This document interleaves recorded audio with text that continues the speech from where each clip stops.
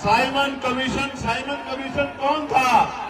Simon commission एक commission था, एक कमेटी थी जो दलित पिछड़ों आदिवासियों के हालात जानने के लिए भारत आई। और जब साइमन कमीशन भारत आया और वो यहां से रिपोर्ट बनाकर लेके गया, उस रिपोर्ट के आधार पे गोलमेज कॉन्फ्रेंस हुई और 3 बार गोलमेज कॉन्फ्रेंस में बाबा साहब अम्बेडकर आपको अधिकार दिलाने के लिए लड़ते रहे।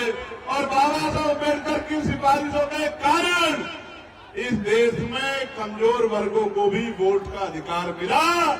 और ये भारत पहला ऐसा देश है जहां संविधान के लागू होने के साथ सार्वभौमिक मताधिकार यानी कि महिलाओं से लेकर अंतिम व्यक्ति तक, चाहे उसके तन पे कपड़े ना हो, चाहे उसके सर पे छत ना हो, चाहे उस पे खाने को रोटी ना हो, चाहे वो पढ़ा लिखा ना हो, हर एक व्यक्ति को, बालिग व्यक्ति को वोट का अधिकार बाबा साहब अम्बेडकर के प्रयासों से मिलने का काम हुआ है मेरे साथ। और मैं वोट की ताकत बताता हूं, वोट की ताकत समझो।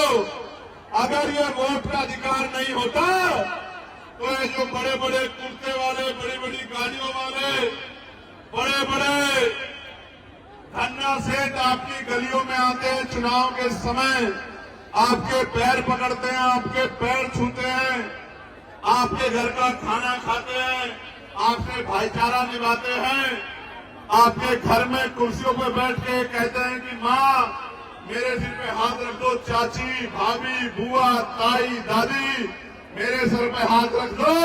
ये जो महलों वाले लोग आज आपके बीच आते हैं तो ये इस वोट की वजह से आते हैं। जिस दिन वोट का अधिकार चला गया, आप मर जाना, आप गल जाना, आप सड़ जाना, आप भूखे रह जाना, एक अमीर आपकी गली में नहीं आएगा। मेरी बात को आप याद रखना। एक वोट के रूप में हथियार, स्वाभिमान सम्मान का जीवन दिलाने के लिए हथियार बाबा साहब अम्बेडकर हमको दिला के गए हैं। इसलिए बाबा साहब ने किसी की जमीन नहीं छीनी, बाबा साहब ने किसी का घर नहीं छीना, बाबा साहब ने किसी के रुपए